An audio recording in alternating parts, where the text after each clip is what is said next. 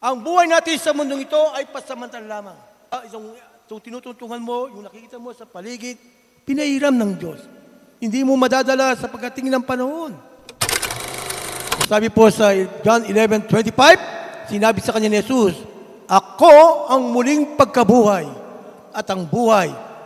Ang sino mang sumasampalataya sa akin, kahit mamatay, ay muling mabubuhay." Mamatay ang pisikal ng pangatawan at muli kang pupuhayin ng Panginoon Jesus. Hindi ibig sabihin na pag namatay ka na, forever ka nang patay. Hindi po. Lahat tayo, may kamatayang pampisikal. Mayroon tayong pagkabuhay na muli. Bubuhayin tayo.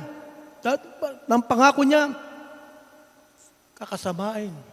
Kung paano ang isang kriminal nag-promise niya, gayon din kakasamahin kita. Okay? Pagdating sa paraiso.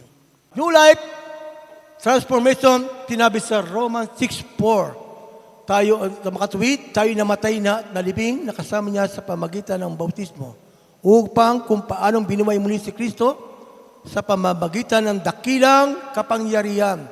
Ang Ama, tayo rin ay magkakaroon ng panibagong buhay. Ang buhay natin sa mundong ito ay pasamantala lamang. Itong tinutuntungan mo, yung nakikita mo sa paligid, pinahiram ng Diyos. Hindi mo madadala sa pagdating ng panahon. Kaya sabi nga, huwag kang mag-ipon ng kayamanan sa lupa. Kundi mag-ipon ka ng kayamanan sa langit. Mag-ipon ng kayamanan sa langit. Hindi madadala, kung marami kang bahay, marami kang hindi mo madadala. Walang halaga. Pero kailangan natin ang bahay. Kailangan natin ang mga material. Pero mas igit natin pahalagaan ang pang-espiritual, ang pangkalangitan. Okay, darating araw sa panahon ng paghuhukom, harap ka, last judgment sa kanyang muling pagbabalik. Tayo po ba ay katanggap-tanggap sa kanya bilang isang tagasunod, bilang isang mananampalataya. Kaya kapatid, kung sino man na kay Kristo, siya ay bago nilalang, ang luma ay wala na, at ang bago ay narito na. Ito kapatid, kung babalikan ko yung mga nakaraan ko, no? Kung hindi muling nabuhay si Jesus, wala ko sa kinatatuyo kong ito. Kung hindi muling nabuhay si Jesus, hindi yung pananampalataya ko, mahina, mababaw, kontento. Kaya yung importante, mga kapatid, tayo ay nagpapatuloy sa kabanalan, sa kabutihan, sa kaluwalhatian ng Diyos. Maraming mga trials, pagsubok. God is watching us.